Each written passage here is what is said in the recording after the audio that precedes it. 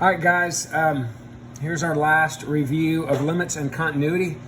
The key is on Schoology. You're welcome to check that first, but if you have any questions, feel free to continue with this video. And again, playback on 1.25 to 1.5 might ease the pain. I'll try to keep it brief, but let's go ahead and get started. And I will talk about my thinking on all of these. I know you can see my key already, but I'll talk about my thinking to make sure that I'm being clear, and hopefully you won't have any issues when it comes to your test, which again will be tomorrow. So number one, it says the limit of this function 2x squared minus 5x minus 7 as x approaches 4.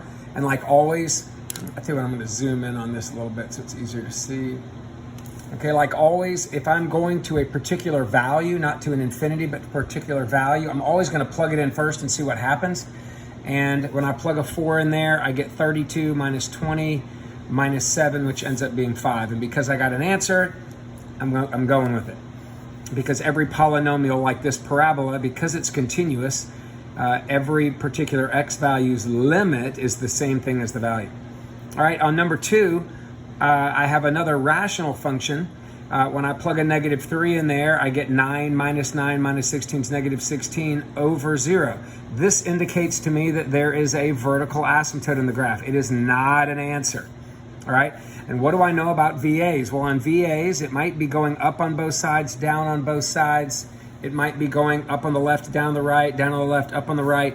But what I do know is that the only time a graph behaves in the same direction from either side, like the volcano graph we talked about, is when the entire denominator is being raised to an even power, an absolute value, or something like that that ensures that the graph is going to be positive from both sides. See, from either side of negative 3, like negative 3.1 or negative 2.9, that changes the sign of that. And changing the sign of this, of the denominator, coupled with that numerator sign that's always around a negative 16, sign's always negative, would change the direction of that. It's like for the left side of negative 3, like at negative 3.1, the bottom's negative. And two negatives make a positive. This thing's going up from the left. But the right side of negative 3, like negative 2.9 in there, changes that to a positive. And a negative over positive gives me a negative. That side's going down. The top's always going to be around negative 16. Try it if you don't believe me yet.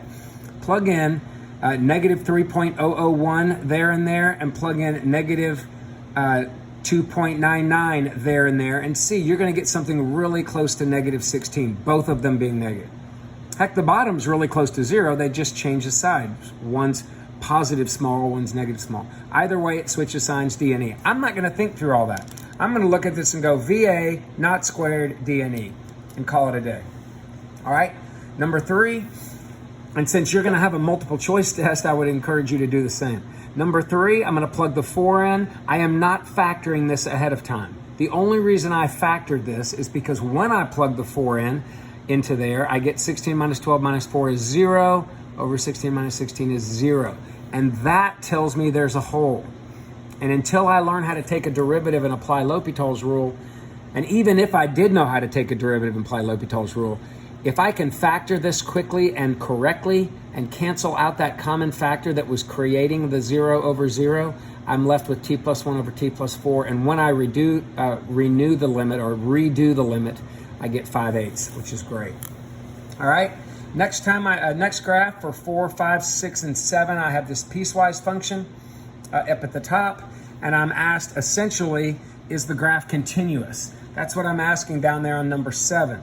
But to know if it's continuous without graphing this parabola, that line, and that line on these intervals, I need to check the rules of continuity. And that's what I'm doing in 4, 5, and 6. So in 4 and 5, I'm checking to see if the limit exists. And in 5, I'm asking you, does the limit exist? And I only know that when I check from the left and the right. And since from the left and the right of negative 1 are two different pieces of the graph, I have to plug the negative 1 into each piece. And in doing that, I see that the limit is 6 from both sides, which means the limit does exist, and it's 6. All right, in number 6, I'm asking for what is the value of of the function at -1. And because there is an equal sign right here on that, -1, that means that at -1, which is 2 times -1 squared, which is 2 plus 4, 6, the value also is going to be 6. And if the limit is 6 and the value is 6, they both exist and they're the same. Yes, this function is continuous at -1. And those are the 3 points of continuity, which are, again, the limit of the function as x approaches -1 exists. Yes, it does. The value of the function at -1 exists. Yes, it does. And the limit and the value are the same. Yes, they are. It must be continuous. All right, on 4b, I'm asking you about, and 5b, I'm asking you about the limit as x approaches 3 from the right, approaches 3. So I check from the left and the right. From the left, it's 2. From the right, it's 2. So the limit does exist, and it's equal to 2. Then I'm asking you about the value at 3. Well, the value of 3, according to this, is 4. Well, the limit existed, and the value did exist, but they're not equal. So that third part of the checking of continuity, the third rule, is broken. So no, the graph is not continuous there. All right, looking at number 8, it says, what is the limit of this function as x goes to infinity? Well, I'm going to pull out my infinity rules. Now, rational functions, we talked about, either have horizontal asymptotes or they go up to the right and up to the left, or down to the left and down to the right, or whatever. They're either going to go up or down as end behavior, or they're going to flatten out like a horizontal asymptote. So I can apply my horizontal asymptote rules here that say if the highest power in the numerator is bigger than the highest power in the denominator, there is no horizontal, which means the graph is either infinity or negative infinity. And what controls that behavior are the highest powers. So I really can kind of avoid that and think, what would happen if I plugged a huge positive number in for x? Well, a huge positive number gives me a huge positive and a huge positive on the top and the bottom. But because the top is bigger than the bottom and is growing more rapidly, I assume that the fraction is going to approach infinity because the top part is bigger. And because they're both positive, it must be positive infinity. And I already knew that it was going to be infinity. It was just a matter of determining the sign. If this had gone to negative infinity squared would be a positive, a negative infinity times 5 would be a negative, and a plus over a minus is a negative, and I would have said negative infinity. Number 9, because the highest powers are the same as I approach infinity, this has a horizontal asymptote. And the horizontal asymptote, when the powers are the same, is the same as the coefficients, -4/5. And because horizontals go both ways on rational functions, whether that's infinity or negative infinity doesn't really matter. All that matters is those coefficients, because it goes the same way. All right, so that's a little different than 8. 8, you actually have to check because the end behavior could be different if there's not a horizontal. When there is a horizontal, end behaviors are the same each way.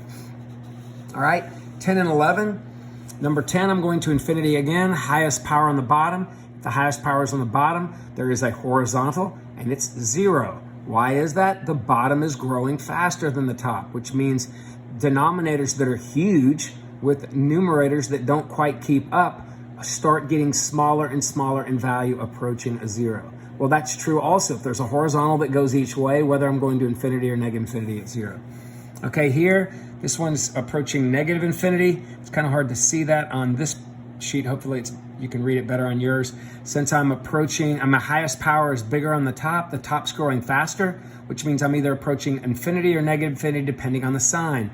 Don't look at these signs, and certainly don't look at those two numbers. Look at the signs once I plug a huge negative number in there.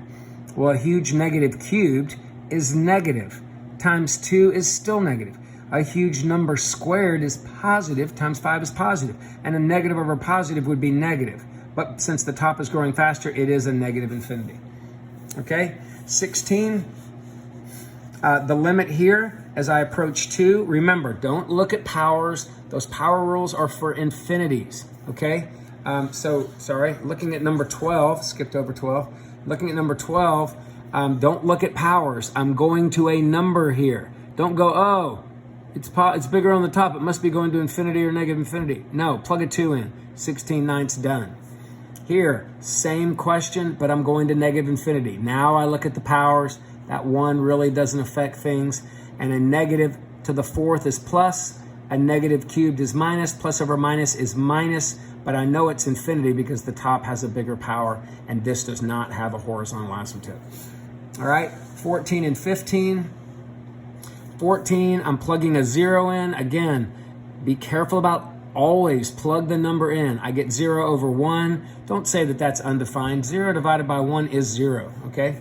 And then right here, I'm plugging a negative 1 in, which gives me positive 1 over negative 1 plus 1, which is 0. Now, what does that mean? That means there's a vertical asymptote here. And vertical asymptotes where the entire denominator isn't assured of being positive by squaring it or absolute value or something of that nature means I'm going in different directions at this vertical asymptote, which would mean I'd have to not exist since I have to check from both sides. Now back to 16 and 17, plugging a 2 in, I get a negative 1 over 4 minus 4 squared, so 0 squared. That tells me there's a vertical asymptote. Now, this one's a little different than a problem like 15. Why? Because the entire denominator is squared, which means it's not changing signs. And if it doesn't change signs, then this would have to go in the same direction. Which direction? If the top is negative and the bottom's always assured to be positive, must be going to negative infinity, following that asymptote down on both sides. Here, going to infinity, check your powers again. Bigger on the bottom, must be approaching 0. 18 and 19, going to 0, plug it in, 2 over negative 4, negative a half. Very happy that that's all I have to do. 19, plug a negative 2 in, I get a 0 over 0. What does that mean? That means there is a whole most likely. So I factor everything that factors, cancel out the common factor, and redo the limit. And this time I get a 1 over a negative 4 or a negative 1/4. All right, negative 1/4. All right, moving on to the next page, number 19. All right, number 20. 20 and 21. These go to our trig rules. Now, again, always with trig rules, plug your value in and see what happens. It's all about seeing what happens. Since I get 0 over 0, that tells me there's a hole, and we said anytime you get a trig of something x over something x, or like in 21, something x over a trig of something x, or even a trig of something x over a trig of something x, similar to what you end up with on number 28. If you look down, any of those cases, if you get 0 over 0, you can use your A over your B. Now again, that's if you don't have stuff that's squared or other weird stuff in there. So on number 20, I have a trig of something x over something x. I did get 0 over 0 because we know that sine of 0 is 0, and that, of course, is 0. So if I have that, that's not my answer. It just means I can use 1 over 1, which is 1. 21, I get 0 over 0 again, all right? And every year I have somebody go, how do you know you get 0 here? Well, I'm just plugging it in. 4 times 0 is 0, and tangent of 0 is 0 based on my unit circle, okay? So I use 3/4 in that case. And that way I don't have to go and use the squeeze theorem that we talked about briefly, or use all those little rules with just sign. Here, don't make the mistake of saying that the limit's 2. If I plug a 0 in there, 0 times 4 is 0, but cosine of 0 is 1. 2 times 0 is 0. This means I have a vertical asymptote. Vertical asymptotes, where the number on the denominator is not squared, or limits when it's not squared, but you know there's a VA, means I'm going in different directions. It would have to be DNE. All right, number 23. Again, I have a lot of people that go 3/9 times 6. But wait, if I plug a 0 in, 3 times 0 is 0, sine of 0 is 0, 6 times 0 is 0. There's no x down here. So 0 over 9 is just 0, and we call it a day. All right, 24. I plug a 0 in, I get 0 on the top, but on the bottom, be careful. I get 12 times 0 is 0, cosine of 0 is 1, and 0 over 1 is 0. There's no need to split this up and to do that stuff. Guys, if I've said it once, I'll say it 100 times. Always plug in the number first before you decide to do other stuff. See what happens. All right, 25. I have a lot of times people write 2/5 on that. That's wrong for a number of reasons. One, this is not a 5x, and two, you never plug the 15 in. If I plug 15 in there, I get 2 times 15 degrees is 30 degrees. Sine of 30 degrees is 1/2. And the 5 just gets carried along here because there's no x. And 1/2 divided by 5, well, to divide by a 5, I multiply by a 5th, which gives me a 10th. All right, 26 and 27. 26 says, what is the tangent of all of that? Tangent of 3x minus 2x over tangent of 4x. I plug a 0 in, I get 0 there, 0 there, 0 there, so 0 over 0. Again, not a rule, but it does mean there's a hole there, and it does mean holes have limits. Most of the time, but definitely with these trig functions. So what do? Well, because there's a minus, if I split it up, now it's one of those rules. It's trig of something x over trig of something x. When I plug a 0 in there, I do get 0 over 0, so use a over b. And then I do the other part. Something x over trig of something x, I do get 0 over 0, so use the 2/4, and then just subtract to get 1/4. And then 27, we never use cotangent, secant, or cosecant. We take the reciprocal of it and then do the work. And since 2 is inside of that cotangent function, I bring it along down to the tangent, and then I plug a 0 in, which gives me 0 on the bottom, still 1 on the top. That means that there's a VA there. And what happens when the bottom is not squared? It must be going in different directions at that vertical asymptote, so the limit must not exist. All right, 28. I'm looking at 2 cotangents. Well, cotangents I don't deal with any more than secants and cosecants, so I move that cotangent of 3x up and make it a tangent. That cotangent of 5x down. Now I get 0 over 0 when I apply this. See, if you try to do it here, you get undefined over undefined, which makes no sense. See, I get 0 over 0, means there's a hole right there. That's one of my rules. There's nothing squared in there or weird in there, so 3/5. Done. This one, again, like secants, like cotangents or cosecants, I move that down, that up, and I redo it. Don't say 3/2. If you do, I'll know you never plug the 0 in. When I plug the 0 in, I get cosine of 0, which is 1, cosine of 0, which is 1, so it must be 1. And then on number 30, I plug a 0 in there and I get 0 for that. I plug a 0 here and I get cosine of 0, which is 1, and I get a 0 there, and cosine of 0 is 1, and that gives me negative 1 over 1, which is negative 1. All right, coming down to negative 31. It says find a, and this has nothing to do with this function. This function, the big graph, only is applied to 32, 33, and 34. So for 31, it says find a value for the constant k so that the function right here will be continuous. So basically, this left side, you don't know what that graph looks like, but it actually follows the x-axis, kind of oscillates on it, and the oscillations get bigger and bigger and bigger, and then right when it hits it kind of looks something like this. Okay, so it kind of actually oscillates like this, and then right here, it hops up to 3/5, and then comes back down and does that. I'm pretty sure. All right, I'm not taking the time to graph it. But if I remember correctly, it looks kind of like that. So this is a continuous function. The only thing is that function has a hole right there. Well, this function doesn't exist at 0. Not 0 means everywhere but 0. So it means greater than 0 and less than 0. Now, you're not going to know what the picture is, but you got to basically assume that, hey, I know that at 0, I get 0 over 0, so the limit would be 3/5. 0 over 0 means there's a hole. So there's the hole at this graph at x equals 0, but it gets to a height of 3/5. Well, if this is going to be a continuous function, I got to fill that hole in with this thing at 0. So basically, I plug 0 into that function, if there's anywhere to plug it into, and I set it equal to 3/5. So in this case, there was nothing to plug it into. But if this had been like k plus 2x, I plug that number in for x, and then take whatever I get, set it equal to 3/5. But in this case, whatever I get is k, so k must be 3/5. All right? But all you're doing is really filling in the hole. All right? I'm going to zoom out for this one. All right, so zooming out, I'm looking at this big, ugly, crazy piecewise function that's doing all kinds of stuff here, and I'm answering the questions in 32 through 34. So the first thing, what's the limit as I approach -6 from the left? -6. Well, it looks like I'm approaching 2 different y values at -6, so that does not exist. What's the limit at -4? two different ideas, one negative infinity, one positive infinity, DNE. The limit at -1. Now they're both going up.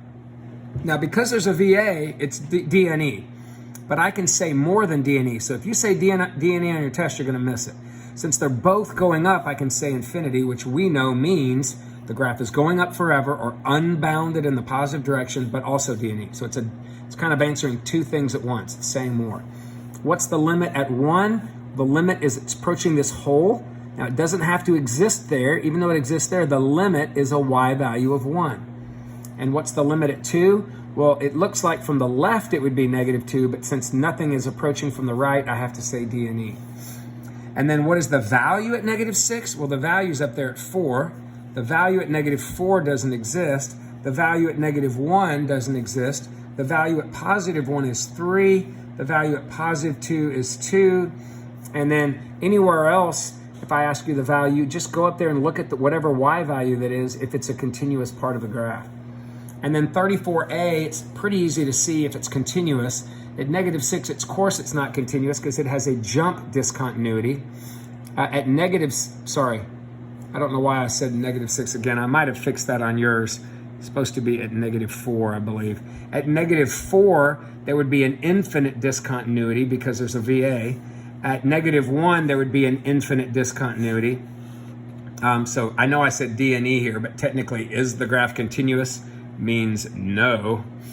Okay, and then is it continuous at 1? No, because even though the limit existed and the value existed, they weren't equal. So that third check on continuity, and you can see it in the graph, it's not continuous, it separates there. And then also at 2, it's not continuous because you can see there's a big gap right there. We don't technically call this a jump because it didn't jump straight up like it did at -6 or straight down, but there was a gap there, just kind of a dead space. We don't really call that a jump. All right, and 35 said you're calculating a limit. I'm going to zoom back out for you to see a little better.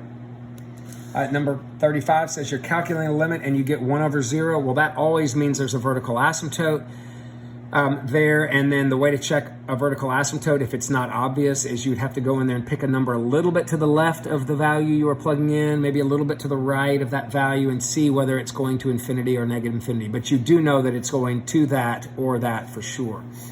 All right, if you get this. Now, if you get 0/0, although there are a couple of exceptions where when you cancel the factor, then it now looks like 1/0 or a number or like a number over 0. But most of the time there's a hole there. It's especially true with the trig functions. But how would we find the limit? Well, if it's not a trig function, factor, cancel, and redo the limit. If it is trig function, use your trig rules we've talked about. And then when you learn derivatives, you could always use L'Hopital's rule. And then there are going to be other situations too that you'll learn, but just probably not this year due to what we're doing in pre-cal not being calculus. All right, and then I'm moving on to number 37. All right, 37, I've got a bunch of graphs here. The first one asks you the limit to -infinity. Well, it appears like I'm sloping downward there, so I'm going down forever, -infinity. Limit to positive infinity, I'm going up, so positive infinity. What's the limit as I approach 0? Well, the limit does not exist, but I can say -infinity there since both sides are going down. What's the limit as I approach 2? Well, the limit as I approach 2, that's a continuous section, so I would just use the y value there, which looks like about, I don't know, 4.7, 4.8, anything close is fine. And then your test is going to be multiple choice, at least in 2020. And 40A, right here, what's the value at -2? It looks like it's a height of about 2.8-ish. All right, and then on part B, a different function, the limit to the left to -infinity would be positive infinity. The limit to the right would be -infinity. The limit at -2, well, there's a VA, it appears like there, so I'm going in different directions. That would have to be a DNE. At +2, different directions, that would have to be a DNE. And then what's the limit? And what's the value at 3? The value at 3, if you go down, looks like it's at about -1.3-ish, somewhere, something close to that. And then this other piecewise function, it looks like it's a parabola and 2 line segments. The limit to the left, -infinity, would have to be going up to positive infinity. The limit to positive infinity looks like it's flattening out at 3, so I'm going to say 3. The limit as I approach -1, I'm approaching that y value of 8. of 6, 2, 4, 6, and I'm approaching that y value of -5. Those are different from either side, so D and E. The limit as I approach 3, I'm approaching from the left and the right a y value of 3, so that does exist, and the value at 0 appears to be down there at -3. All right, this big graph is going to be used for 41 through 46. All right, so on 41, what's the limit to -infinity? Looks like the graph is going down, so -infinity, limit at -5. It's different from either side, so D and E. The limit at 1 is the same from both sides, so -2. The limit at 4 is the same from both sides, +2, and the limit to infinity. It appears to me like this thing is flattening out at the x-axis, so I would say the y value is 0 there. And then 46, where on the graph above is the graph continuous? Well, you can clearly see that the only breaks in the graph are at -5 and at +1. So I have to break this at -5 and at +1 when I'm asking about continuity. Now, if I was asking about domain, I would say all reals, because even though there's a break, there is a point there, and even though there's a break, there is a point there. But make sure you understand the difference between continuity and domain. And on domain, occasionally I use a bracket every now and then, but never will you use a bracket on continuity. Just, you're not going to. I mean, it's possible to do it if you wrote an answer sloppily, but it's not, in its most efficient form, when I ask you about the continuity of a function, it will only have parentheses. And then again, the 3 parts of continuity, or the 3 things that we test to see if a function is continuous at a c value, a certain x value, is f of that value exists. Don't write the function exists. Every year somebody writes f of x exists. Of course it exists. I told you it existed. I want to know, does it exist at that value? And then don't tell me the limit exists. Limit exists at all kinds of places. I want to know, does the limit exist at that value? And don't tell me f of c exists.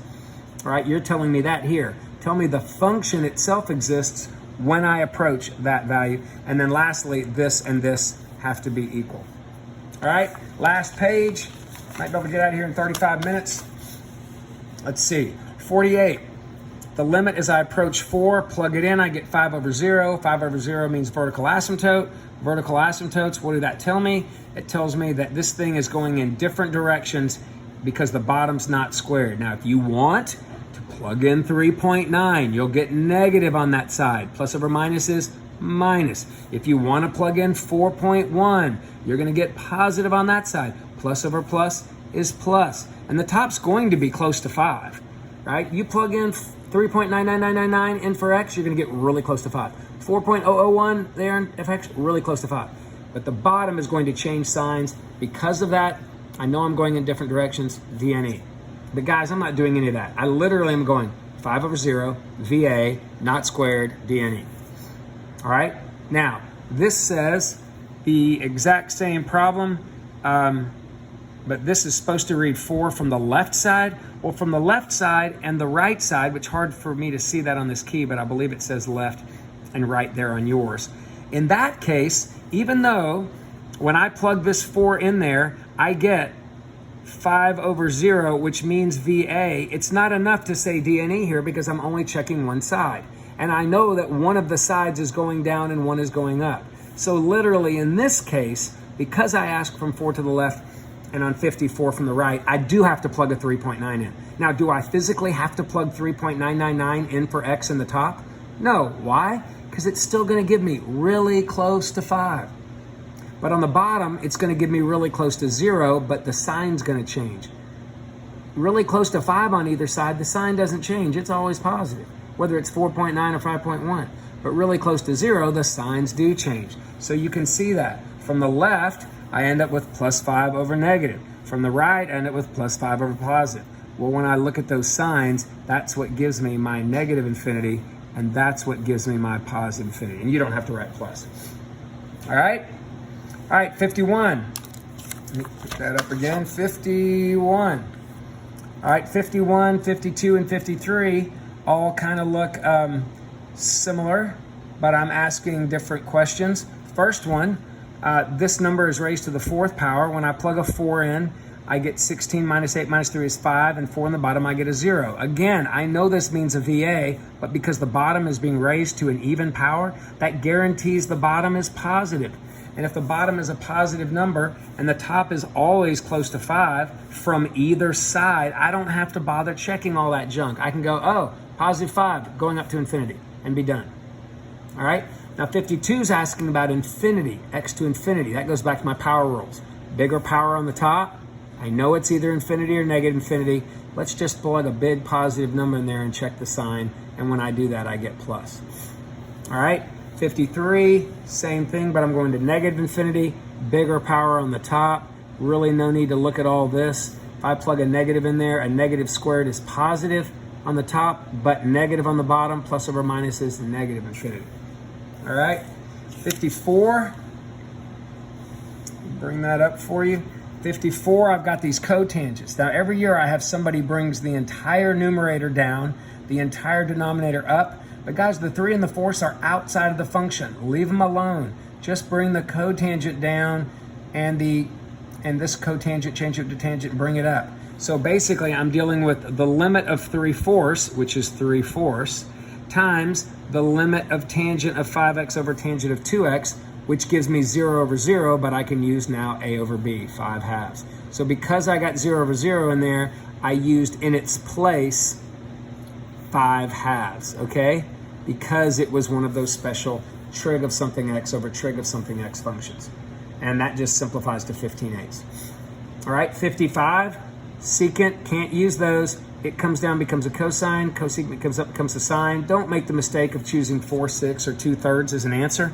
Plug your 0 in, and when I do, sine of 0 is 0, cosine of 0 is 1, and that's 0, not 2/3. Here, don't use 4/2 or 2 as an answer. Plug that in, I get 0. Plug that in, and I get cosine of 0 is 1. 0 over 1 is 0. 57, when I do plug the 0 in, I do get 0 over 0. And in this case, because it is a rule, nothing squared, nothing crazy going on, 6/3 is 2. 58, very common. People choose 2 here, but you never plug the 0 in. If I do, I get 0 over 3, which is 0. There's no x down there on the bottom. 59, people go, oh my gosh, what do I do? Sine of 6. Guys, I don't know what the sine of 6 degrees, in this case it's 6 radians, because there's no degree sign. I don't know what that is. I know that 2 pi, which is 6.28 radians, is the same as 0, which means 6 is a little bit smaller than that, so it's something in the 4th quadrant. The only thing I know about sine in the 4th quadrant, it's negative. So I know that this is a negative number. But let me ask you a question. Does it matter if I get a number over 0? What does that mean? It means there's a VA, and the bottom's not squared, so it has to be going in different directions. Don't let stuff like that mess with your brain, okay? Do what you know how to do. All right, looking at number 60, this one has all kinds of junk going on here. The 4 is just a constant, so I can treat the 4, the limit of 4 is 4. I can just bring that over and then worry about the other part. Well, the other part is sine of 6x over 3x. That gives me 0 over 0. I can replace that 0 over 0 with a over b because that is one of my rules. So 24/3, which is 8. Here, I plug the 0 in, I get 0 over 0, but wait, that is not a rule because of that squared. So I literally have to write sine of 6x, sine of 6x. Now there's only one 3x, so I can only put that under one of them. And then you don't have to write the limit twice, but make sure you find the limit of each part. So the limit of this thing gives me 0 over 0, so I use my rule and get 6/3 or 2. But the limit of that is just flat out 0. So anything times 0 is 0. Or any number times 0 is 0. 62, same thing, kind of. I get 0 over 0, but this time the bottom is squared. Not actually the bottom is squared, but the x is squared. That does not fit a rule. So I'm going to put sine of 6x over the 3 and 1 of the x's. And then I'm just going to put the other x out there by itself. Okay? So what does this mean? Well, this gives me 0 over 0, which gives me 6/3. But this gives me just a DNE. And if this gives me a DNE, the DNE overrules that hole. Remember, there's a hole there, but there's not a hole here. And this is kind of a trickier question. But clearly, you can see from this that even though it seems like a hole, this hole right here kind of it's kind of like it canceled itself out, kind of like there was a common factor. What did you have left? A VA. So this graph, the vertical asymptote trumps the holes value and leaves me a DNE. Kind of a tricky question there. And then 63, you have this sine squared of 6x over 3x squared. Well, I have two sines and two x's. So I'm going to put sine of 6x and then another sine of 6x. And then because I have, right there and there, and because I only have 1 3 to go with those two x's, I'm going to put one of the 3's with the x and another x over here. And now I have two limits. Each of them give me 0 over 0. So each of them I can use 6/3 and 6 over 1 and then multiply together. All right, almost there. 64. Let me see, what 64 it says the limit of this as x approaches infinity. We've talked about this one before. It's a little tricky. I can't really plug an infinity in there. Think about it, if I do, I get 6 times an infinity, which is infinity. So this is saying, what is sine at an infinitely large value? Well, we know that sine, a regular sine curve like that I'm pointing to, ignoring the 3x, just oscillates between -1 and 1 when the amplitude is 1, which it is.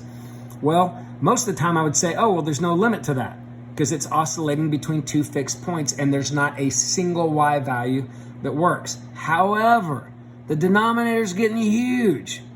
And if the top is staying relatively small, right, never gets bigger than that, even though it's changing value, it's always small.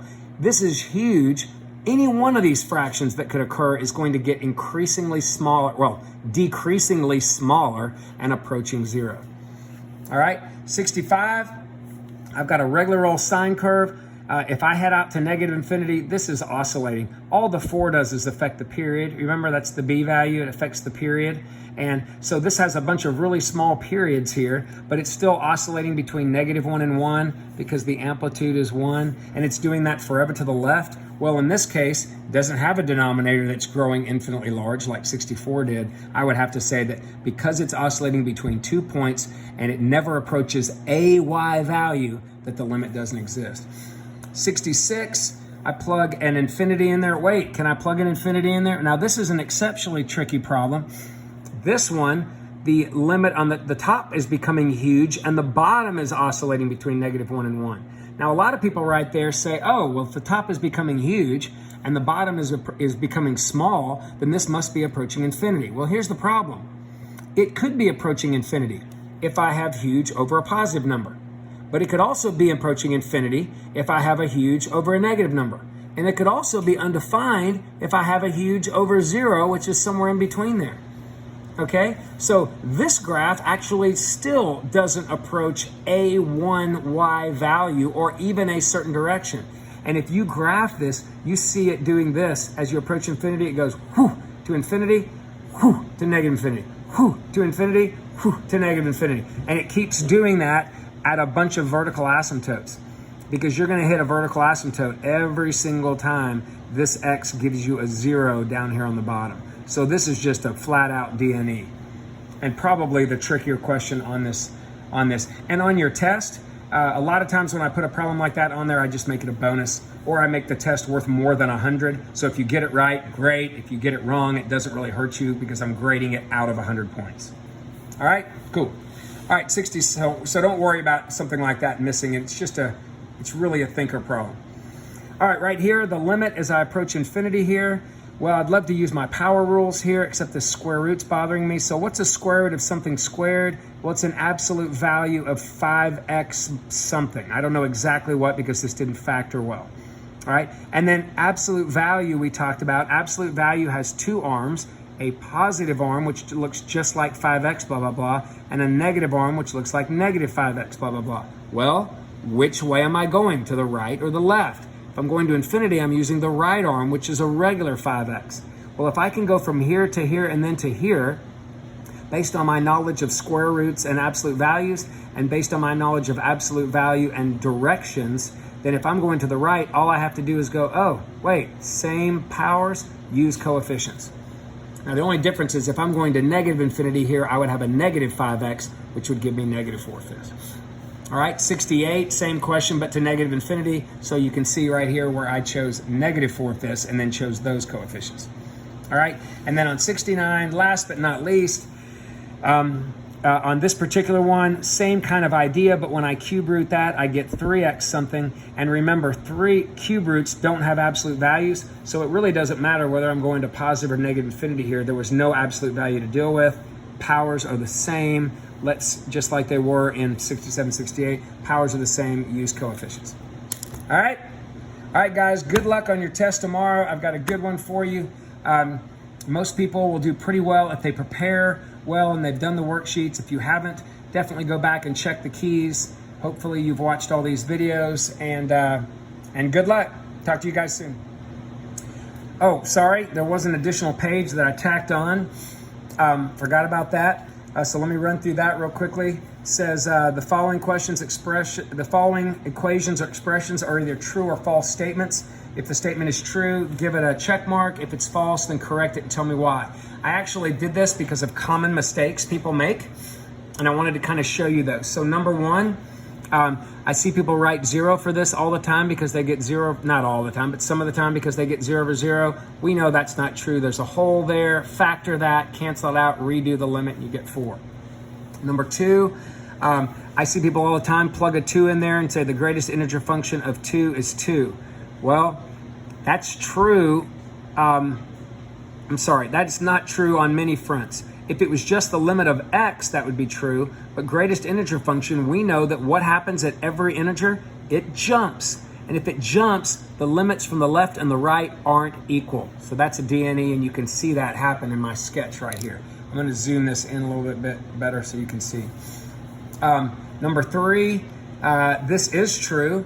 If the limit from the right is infinity and the limit from the left is negative infinity, then the limit will not exist. Definitely true. On number four, this is also true because we know when we go to infinity, if we look at the highest powers, and this power, I snuck it over here to the right, so be careful about that. Highest powers, if they're the same, I can use the coefficients as my answer because that's what the horizontal asymptote would be. Number five, not true. People make this mistake. They get in the habit of going, oh, when there's a bigger power on the top, I just go to whatever that is. But we see here, when I plug a negative in there, I get a positive huge number. But when I plug a negative in there and multiply by -2, I also get a positive huge number. But because the top is growing faster, I'm going to positive infinity, not negative infinity. Number six, a lot of people will go, I don't even know how to do this. Well, pi over 2 from the left. You might go, how do I plug in something to the left of that? Since pi over 2 gives me undefined. Well, undefined means a VA on a tangent. And yes, there's a VA at pi over 2. So you have to think, what happens to the left of that? Well, if you sketch the graph of the tangent curve, which most of you can do, right? You know that it starts there at the origin and goes up to pi over 2 and then down to negative pi over 2. From the left side of pi over 2, I must be going to infinity.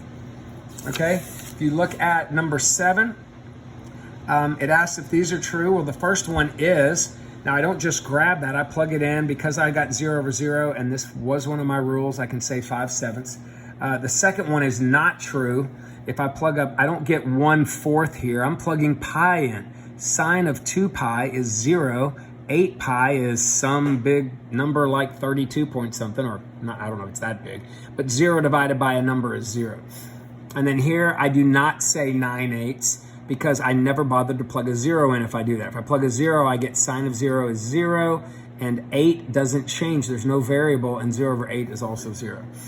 Number 8, I don't say plus or minus 1 because cosine oscillates between plus or minus 1. It does oscillate, but a limit means what is the y value? Well, it doesn't have a 1 y value that it's approaching.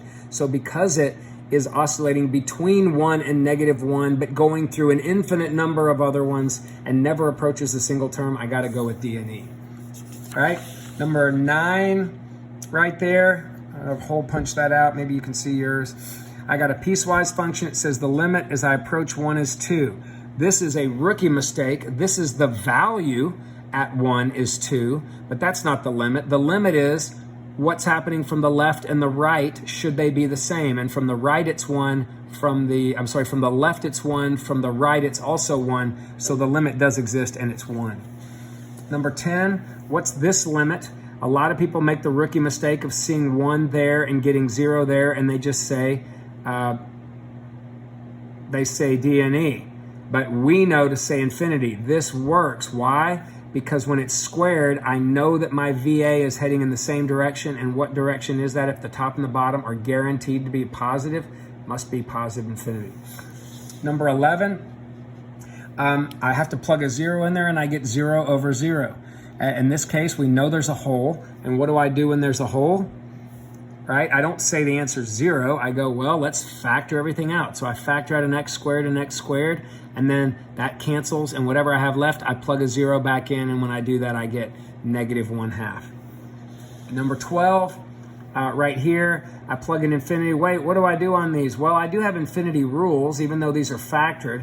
I could FOIL it all back out, or at the very minimum, multiply by what would have been the largest terms, which gives me negative 2x squared and positive x squared. And if those are my largest powers and they're the same, I can use the coefficients as I head to either negative or positive infinity. So negative 2, because there's a horizontal asymptote at negative 2, it will approach that either way. And then finally, 13, it says for all values of x bigger than 0, the horizontal line y equals 2 is going to be an asymptote for the graph of a function f. Which of the following statements must be true? Well, you got to be careful about this. This was an old AP question. I don't see you having this question on your test, but thought I'd throw it out there. First thing is, it says the value of the function at 0 has to be 2. Now, guys, just because there's a horizontal asymptote there doesn't mean that when x is 0, it has to be on top of that horizontal asymptote, right? I mean, it doesn't have to do that. It could totally head over there and stay under the graph, or come down here and be over the graph. It's just approaching 2 if it's an asymptote. Now, it could be, but does it have to be? No. Right? There are horizontal asymptotes where the graph is literally on the asymptote. Okay, but that doesn't have to be that. All right, B, it says the function is never equal to 2 as x is bigger. Well, it's never equal to, that's not true. It could cross this horizontal asymptote and then follow it out. It could cross it once and come back down. I mean, it's allowed to cross a horizontal. A lot of people get in their head that you can't cross asymptotes. No, you can't cross vertical asymptotes, okay? But you can cross horizontal asymptotes of y equal 2 or any other horizontal asymptote. It is possible, okay? So that is, this says it must be true. Well, that's not true. This says that f of 2 is undefined. Well, f of 2 is the y value out here at 2. Well, undefined, it didn't say anything about there being a hole or vertical asymptote or a break in the graph there. So that's complete and utter nonsense. Of course it could be defined. Just because there's a VA at y equals 2 doesn't mean that x, the value of the function at x equal 2 isn't. It could totally be a point right here coming down, or a point down here coming up, or whatever. All right, this says the limit of the function as x approaches 2 is infinity. That would mean that there is a vertical asymptote here, and as I approached, I'm going up on both sides. Well, it's possible, but must that be true from this information? No, toss that. This says the limit of the function as x approaches infinity has to be 2. Well, that is basically what a horizontal asymptote means. Literally, AP is going to ask you that. They're going to say, hey, how do you define a horizontal asymptote with a limit? And you go, oh, it's a limit to infinity. So the limit to infinity, positive infinity, is going to be 2. Yes, that's what that means for values bigger than 0. Now, I'm not going to say negative infinity because it says values bigger than 0. That means going to the right. Okay? So this little arrow right here is pointing to that. Don't think that I'm talking about this is like being part of a graph here. This is all that I'm dealing with is right here. Okay? All right? Okay, so basically, definition of a horizontal asymptote is a limit to infinity, and we said the horizontal asymptote is 2, so the limit must be 2. All right, now that is the end of the graph, or the end of the lesson. Good luck on your test tomorrow, guys.